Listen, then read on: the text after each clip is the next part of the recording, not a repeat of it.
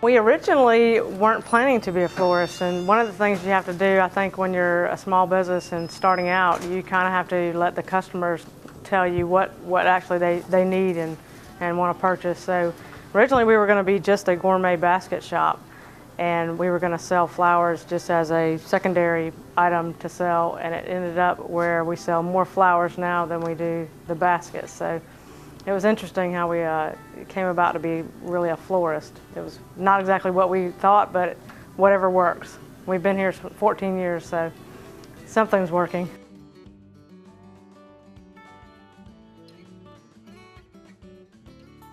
Really by accident. Didn't know, hadn't taken any classes or anything like that. Just my grandmother was big into the garden clubs in Charleston and things like that, so I'm assuming some of it was hereditary.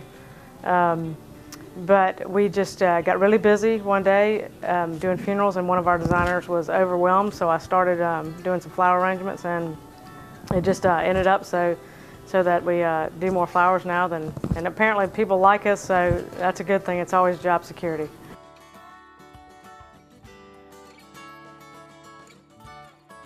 That's what's funny about it. It's never typical. You know, we never know. No day is ever the same in the flower business. It's always whenever the phone rings, we never know whether it's going to be a funeral, whether it's going to be a wedding consultation request, or, you know, a birthday, an anniversary. You know, it keeps it interesting. You know, we don't get bored here.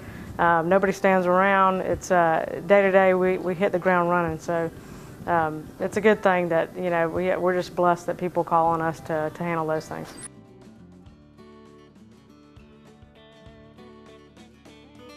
Everybody kind of pitches in and keeps their eyes open on things that the customers request, and you know, I'm usually a buyer and do the final, you know, approval on some things and stuff like that. But we all try to kind of make our rounds and see what other customers like and what we're missing or what people are requesting that we don't have, and just making it sure we have something try to do something for everyone. You know, you really have to do some research as far as, you know, staying up on what is, you know, what the times, you know, what the trends are and what the times are, as far as flowers for certain.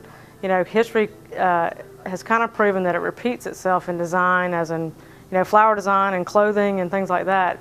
So some of the classic designs that were in the 70s and 80s, you know, are now starting to come back a little bit in flowers as well as clothing and things like that. So it's funny to watch, you know, the different ways that things come back around and are become a hot item again.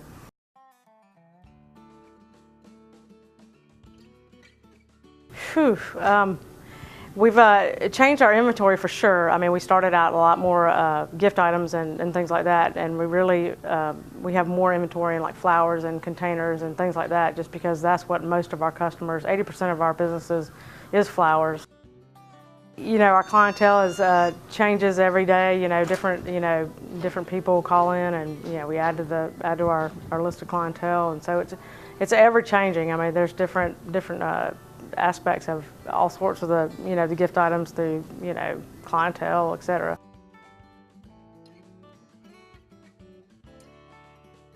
We were in another facility, and we started out renting and leasing a facility just to see. We weren't sure, you know, if it was going to take off, or, you know, we originally had just a short-term lease, and after 6 years we purchased a building, where we are now, and we've been here for a little over 7 years.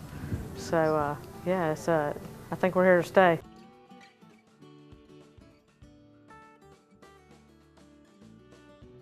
Probably candy bouquets, which sounds crazy, but We actually just did that. We do those just as kind of a fun thing. We thought it'd be for just kids, you know, something that, you know, because they're not really interested in flowers that much. So we do some candy bouquets and things like that, which are basically just arrangements of candy, assorted candy. And we actually have a lot of adults that send those as well. So it's kind of a fun item that we were shocked that people actually would, you know, it would take off so well.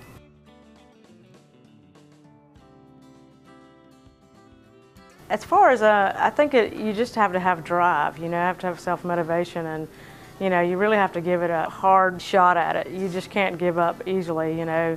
It takes a lot of time, and, you know, we always say you clock in when you start a business and you clock out when you sell it, you know. Whether it's, you know, flowers or any other business that you own, you pretty much are married to it. So as long as you have some balance, you know, in your time with family and things like that, you just, you know, you have to just listen to your customers, and, you know, really they'll tell you what they want and don't want. You know, just got to tune in, and we always say, you know, your customer can be your best advertisement or your worst. You know, we prefer it to be our best. So, you know, I think you have to put everything you have into each order. We're just blessed to, you know, be in this town and just be involved in the day-to-day life of Georgetown citizens, and just appreciate everything that they call and, you know, ask us to do.